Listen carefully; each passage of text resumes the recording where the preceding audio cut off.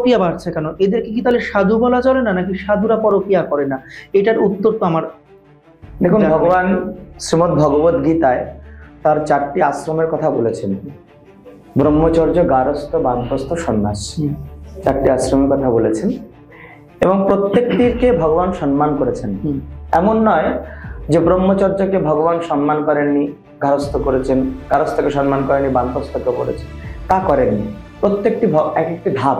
আচ্ছা, ঠিক আছে, যেমন আমরা একটা ছাদে উঠতে গেলে একটি সিঁড়ির পর আরেকটি সিঁড়িতে পা দিতে হয়, আমরা কিছুতেই এই সিঁড়িটা পার করে আমরা যেতে পারি না। একদম ঠিক তেমনি ব্রহ্মচর্য আমাদের ভগবান বলেছেন, ব্রহ্মচারী অবস্থায় থেকে গুরুকুলে থেকে ব্রহ্মচর্য তোমাকে পালন করতে হবে এবং ব্রহ্মচর্যে শক্তিকে সঙ্গে নিয়ে, ব্রহ্মচর্যকে শক্তিকে আহরণ করে নিয়ে আমাদের গারস্থ জীবনে প্রবেশ করতে হবে।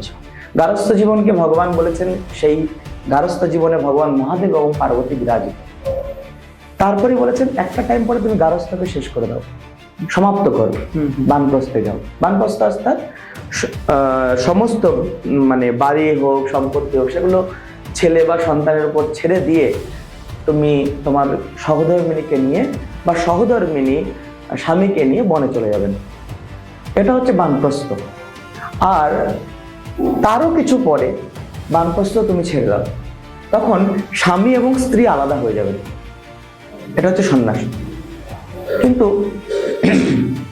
বর্তমান জগতে দেখা যাচ্ছে যে কিছু কিছু একদম যারাই হোক না কেন, তিনারা ওই ব্রহ্মচর্য থেকে ডাইরেক্ট সন্ন্যাসীতে চলে যাচ্ছেন। আচ্ছা, এর ফলে মাঝখানে বাদ থাকছে গারস্থ এবং বানপ্রস্থ। একদম এবার সন্ন্যাসে যাওয়া কোনো সমস্যা নেই, যেতেই পারে, কিন্তু সন্ন্যাসে গিয়ে সেই সন্ন্যাসটাকে ধরে রাখা, সেটা খুব কষ্ট, অনেক কষ্টের বিষয়। অনেক কষ্টের বিষয়।